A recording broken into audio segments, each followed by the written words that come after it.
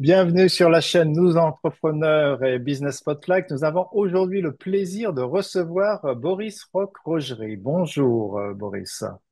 Salut Marc-William, merci de prendre du temps pour moi et Alfred Hotel. C'est moi qui te remercie de prendre du temps pour nous, de prendre du temps pour nous. On sait qu'on en parlait tout à l'heure, hein, l'entrepreneuriat, c'est souvent une passion. Ça Ouais. devient une passion et justement par rapport à l'entrepreneuriat et par rapport à ton parcours. Est-ce que tu peux nous parler un peu de ton projet et de ton parcours? Alors, moi, à l'origine, je suis un pur hôtelier. J'étais à différents postes de direction d'hôtel dans des groupes internationaux, notamment beaucoup à l'étranger, en Chine, aux États-Unis, en Angleterre, en Autriche. J'ai fait disons, mon chemin, hein, étape par étape. Mais toujours avec cette soif d'entreprendre, parce que j'ai essayé par deux fois d'entreprendre en Chine et en France, sans succès, mais très, très inspirant et une très bonne leçon. Et en fait, tout simplement, le Covid est arrivé et comme beaucoup d'hôteliers, bah, j'ai eu du temps. Parce que tous les hôtels ont été fermés. Et très rapidement, moi, j'ai toujours été inspiré sur le fait qu'il y a beaucoup de voyageurs, mais dans mon entourage, des familles, des proches qui voyagent pour le travail, hein, des commerciaux, des consultants, et qui ont toujours été déçus de leurs hôtels. C'est des hôtels 3 étoiles, de marques très franchisées, où ils payent 110 euros, et à chaque fois, c'était à cata, c'était mal localisé, en zone industrielle, très franchisé, sans charme. Et moi, venant du haut de gamme, 5 étoiles, j'ai jamais compris, parce que l'hôtellerie, c'est un métier de service, c'est pas compliqué, il faut pas grand-chose pour rendre un client, et c'est quelque chose qui m'a interpellé. Donc, très rapidement, je me suis dit, il y a peut-être quelque chose à faire, et c'est là où durant le Covid, je me suis lancé seul au début. Très rapidement, je me suis rendu compte qu'il fallait que je trouve quelqu'un complémentaire parce que je connais mes forces, mais aussi tous mes défauts. Je pense que c'est important quand on entreprend de trouver la bonne personne. Donc, je suis associé avec Loïc. Et puis d'ailleurs, ça s'est enchaîné. On s'est associé avec Bertrand et tout le déroulé a suivi avec notre partenariat, avec un fonds d'investissement et on a créé aujourd'hui Alfred Hotel. Voilà. Non, superbe. Et d'ailleurs, tu as commencé à Compiègne, c'est ça? Alors, le premier Alfred Hotel était à Compiègne. Le Ouais. premier Alfred Hotel à Compiègne, ouais. Ouais, je connais bien cette ville. Ah, d'accord. Je vois là au coin de la rue. Ah, Qu'est-ce qui a fait que vous avez commencé à Compiègne? Alors, Compiègne, c'est typiquement la destination phare d'Alfred Hotel. En fait, le pitch de vraiment d'Alfred Hotel, c'est aller dans des villes de taille moyenne qui ont un très fort dynamisme économique, qui ont souvent une offre hôtelière qui est soit mal localisée, soit obsolète, soit justement ne répond pas aux attentes. Parce qu'en fait, quand j'ai vu ce constat-là sur les offres hôtelières, on a interrogé plus de 600 personnes pour comprendre quelles étaient leurs attentes et leurs constats. Et on a eu plus de 37% des voyageurs qui nous ont dit qu'ils étaient totalement, mais totalement insatisfaits de leur expérience hôtelière milieu de gamme dans ces destinations-là. On s'est dit, OK, là, il y a un problème. C'est un problème, il faut apporter une solution. Très rapidement, on a vu, je prends une ville comme Compiègne, vous avez Chanel, 600 salariés, Procter Gamble, Saint-Gobain, Sanofi. Personne ne le sait, mais c'est, en termes d'industrie, c'est monumental. Tout ça à 5 minutes du centre-ville. Une gare, parce que c'est le transport du futur, pour nous c'est important, qui va bientôt avoir un lien avec l'aéroport Roissy-Charles de Gaulle, qui est à côté de Paris. Donc d'un point de vue maillage déjà économique, c'est énorme. Mais une offre hôtelière, tous les hôtels se trouvent en zone industrielle. Et aujourd'hui, le constat des clients, c'est on ne veut plus être en zone industrielle, on veut être en cœur de ville, d'un point de vue sécuritaire, aussi social, hein, c'est plus sympa, mais proche d'une gare, parce que c'est le transport du futur et c'est important. Donc c'est là où on a notre démarche, ok, bah, il faut trouver un hôtel en cœur de ville, proche d'une gare et qui répond à ses attentes. Et typiquement, Compiègne a l'exemple type et on est très content, ça marche très bien car on a signé beaucoup de contrats en B2B avec ces entreprises. Et d'ailleurs, en plus, c'est une ville qui se développe vraiment d'un point de vue de tourisme de proximité. Il y a beaucoup de Ouais. Parisiens qui partent en séjour, il y a deux châteaux, c'est une ville magnifique. On a beaucoup collaboré avec la mairie, ils disaient, mais il n'y a pas assez d'hôtels en centre-ville. Donc, typiquement, on a créé une offre un peu hybride avec des appartements, des lieux de vie pour accueillir les familles et les touristes. Donc voilà, Ah, Compiègne, génial. c'est une vraie Et donc, destination à faire. bon, super. Donc tu disais que tu as commencé il y a 4 ans. Alors, Vous avez repris Compiègne il y a 4 ans, c'est ça? non, non, le projet a commencé à l'être il y a 4 ans. Nous, à côté, on avait nos métiers respectifs, donc on a lancé le projet tout en travaillant à côté. On a posé notre démission à fin d'année 2022 et le projet est né vraiment en février 2023. Ça fait 18 Ah mois ouais. aujourd'hui. Ah Donc, ouais. Vous êtes des bébés entrepreneurs et pourtant déjà un beau développement. On a encore des vrais bébés entrepreneurs, on en prend beaucoup, mais on est très content en effet du développement parce qu'aujourd'hui, on a 8 hôtels en France Ouais. on a gagné la confiance de beaucoup d'investisseurs parce que dans nos hôtels, on achète toujours les murs et les fonds, donc ça reste des montants assez conséquents en equity. Mais d'ailleurs, on a gagné une belle confiance et le développement est très chouette aujourd'hui en tout cas. Bon, super, super. Ben justement, en parlant de challenge. quand tu entreprends et qu'en même temps tu travailles. Tu continues à être salarié et tu entreprends en même temps. Comment tu as vécu cela et quels seraient allez, les deux, trois enseignements qui te viendraient à l'esprit? Bah, déjà avoir une femme et un mari qui vous soutiennent dans le projet, c'est la base. C'est bien ça, ouais. Je pense que c'est déjà hyper important. Ouais, Rien ne serait fait sans elle, évidemment. Non, je pense que la base de tout, il faut être organisé, il faut être pragmatique. Dans ouais. l'entrepreneuriat, ça fait rêver beaucoup de monde, mais bon, il n'y a pas de secret, c'est le travail qui paye. Et il faut être très organisé. Donc, ça a été, bah oui, en effet, avec Loïc, nos associés, on se faisait des points à 5 heures du matin avant d'aller au travail, Ah ouais, le soir, parfois le week-end. C'était un sacrifice, en effet, mais on y croyait. Mais je pense que ça demande une vraie organisation à ce niveau-là et être efficace dans la démarche, en tout cas. ok. En dehors des challenges d'ordre organisationnel, euh, quel est le principal challenge auquel tu as fait face ou auquel tu es en train de faire face et comment tu y réponds? Bah, le challenge vraiment le plus dur pour nous a été vraiment de vendre de l'hôtellerie en plein Covid. C'était la, Ouais, c'était la pire crise hôtelière jamais connue. Tous les hôtels étaient fermés. Et en fait, vendre un projet, parce qu'on on cherchait des investissements pour le premier hôtel, c'est des investissements conséquents. Donc, vendre l'hôtellerie dans cette période était très compliqué. On s'est pris, je pense, 85 portes. On est très content. Beaucoup de portes aujourd'hui reviennent vers nous aujourd'hui, nous recontactent. Donc, c'était très, très compliqué. On a failli arrêter plusieurs fois parce ah qu'on ouais. Et parce comment vous avez qu'évidemment, fait pour vous motiver alors les uns les autres? Parce que ça aussi, c'est intéressant. se motiver, bah, déjà, je vais dire la phrase bateau, c'est d'y croire, mais à un moment, vous y croyez plus tellement. Mais je pense il y a deux approches à avoir, je pense, quand on entreprend, et surtout quand c'est compliqué, c'est pas vendre du rêve. En fait, aujourd'hui, surtout les investisseurs, on part de l'argent, donc il faut venir avec des données. Je pense, en fait, et nous, on est avec des données du marché, des opportunités, une problématique, des chiffres qui rassurent sur le passé de l'hôtellerie post-crise, ça a toujours rebondi, sur sur l'actuel et sur le futur. Déjà, le plus important, c'est d'être très pragmatique dans son approche, avec des données très factuelles, des chiffres qui rassurent. Et après, nous, on a cette belle opportunité, on a été très bien entourés. Je pense que aujourd'hui, pour monter, nous, ce projet, c'est vraiment fait parce qu'on a été conseillés et très bien entourés. On a spécialement deux personnes qui nous conseillent depuis le tout début, qui sont des entrepreneurs à succès, qui sont pris d'affection sur le projet et qui ont beaucoup bousculé. Et Mathias, un des conseillers, nous a toujours dit, pour vendre un projet, il faut valider le marché. Ouais.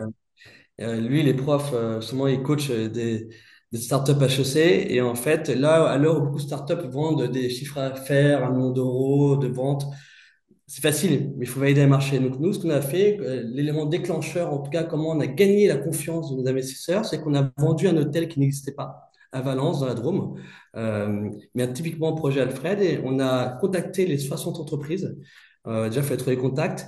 Et on a vendu notre projet, qu'on a ouvert un hôtel, qu'on cherchait des contrats corporate.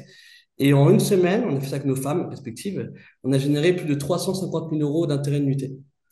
Et, Incroyable ton avec, histoire. avec un constat écrit, pas mal, avec un constat, en effet, il y a une manque d'offres hôtelières concrètes dans cette ville. Votre projet, en effet, correspond à ce qu'on recherche. Et en effet, le prix que vous proposez irait dans nos nuitées, donc on pourrait signer des contrats de 200 nuitées par an. Et c'est à partir de ce moment-là, on est revenu vers Mathias, Eugénie, on a validé le marché, on a validé leur confiance, et là, tout s'est déclenché. Et je pense que le secret, c'est valider le marché, tout simplement. Vous pouvez tout vendre, mais à un moment, il faut valider le marché.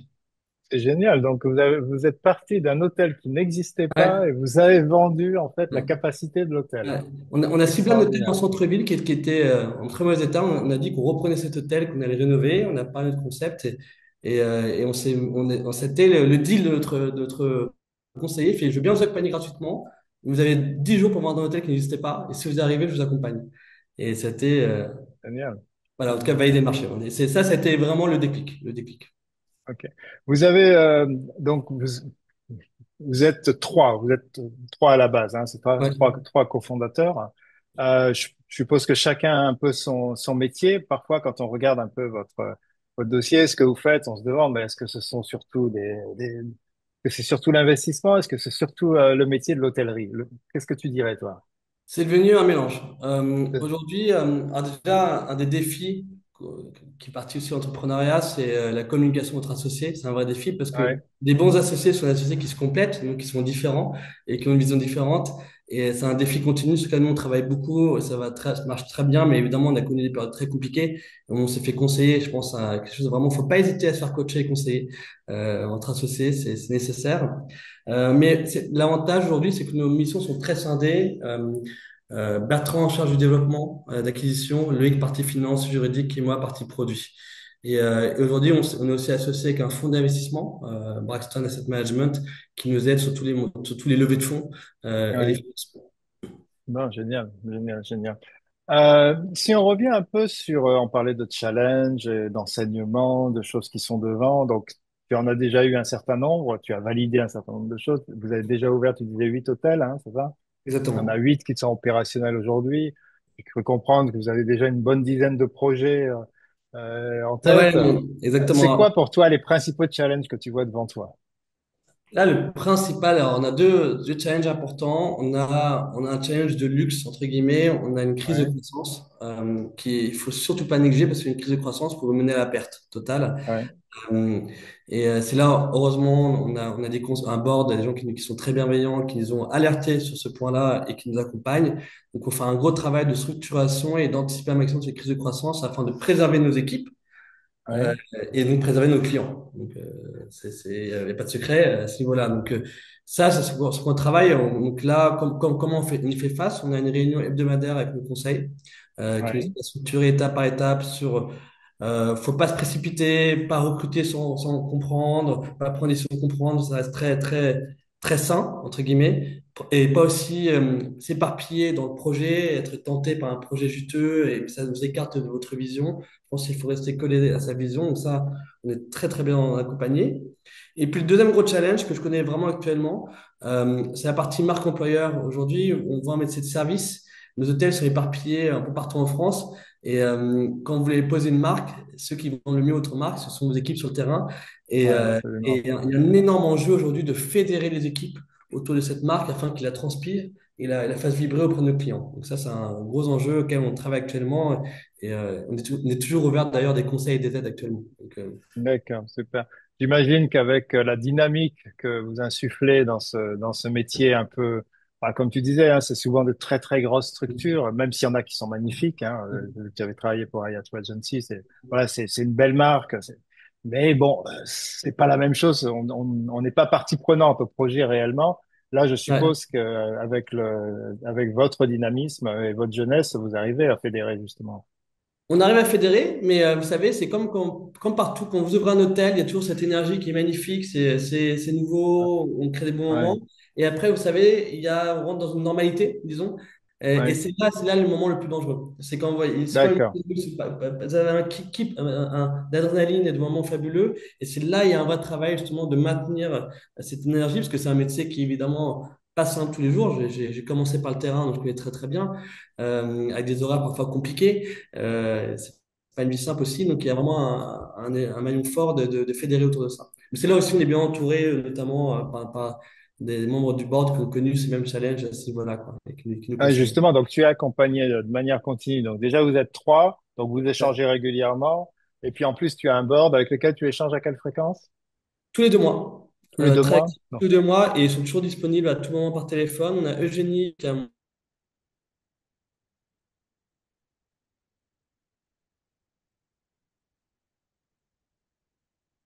HEC qui est dans la strate pour des grosses boîtes du CAC 40.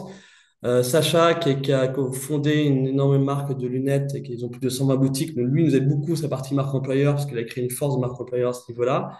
Et Ouais. Charles, qui est sa partie investissement. Donc, on a chacun ses spécificités aussi. Et dès qu'on a un petit problème, on les appelle, on discute et ils sont toujours disponibles. Non, super. Si tu regardais en arrière, et allez, on va imaginer, tu es encore très jeune, mais on va imaginer que tu sois encore plus jeune. T'as, je sais pas, 15, 16 ans, et la jeune version de toi te dit, bah, écoute, ô toi, grand Boris, j'ai envie d'entreprendre. Quels sont les 2 conseils que tu me donnerais? Je pense que le conseil numéro un, et c'est ce qui a fait la raison pour qu'on est là, c'est avoir l'humilité de reconnaître ses faiblesses ou là où les choses qu'on Superbe. ne peut pas faire. Hmm. C'est vraiment important et quand on rencontre des jeunes, j'en parle souvent à ça parce que moi, ça m'a poussé à m'associer en premier avec Loïc, qui est l'opposé de moi. L'opposé de moi. Ouais, Mais aujourd'hui, c'est mon plus grand luxe. Donc, je pense que c'est vraiment essentiel d'accepter qu'on n'est pas parfait et qu'on ne saura pas tout faire. Donc, en plus, ouais, quand on est très jeune, on pense tout savoir et savoir tout faire. Et je pense que si je n'avais pas eu cette réflexion-là, je ne serais pas du tout là en train de te parler aujourd'hui. Et tous les jours, je suis très heureux de cette décision. Donc, je pense que c'est vraiment ça, c'est un élément, c'est les basiques. Euh, ouais, et après, deuxième point, je pense que le plus important, c'est la première équipe. C'est la base de l'équipe, c'est les fondamentaux.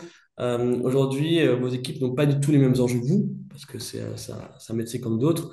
Et cette base-là, c'est celle qui va vous accompagner. Donc, nous, on a constitué notre première équipe qu'avec du réseau.